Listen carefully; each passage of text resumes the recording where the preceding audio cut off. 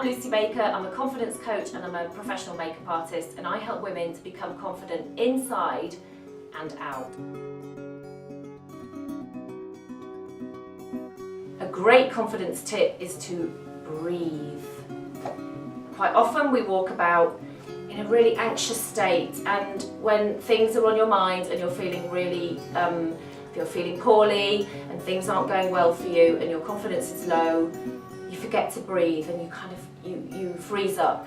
So one really good tip is to just do the breathing that you would be taught in yoga or meditation, to slow yourself down and to sort of almost stop for a bit. And breathing can get rid of anxiety, and it can just boost your confidence after you've done that breathing exercise. So I'd recommend slowing down, breathing, getting rid of any anxiety, and just remembering to breathe.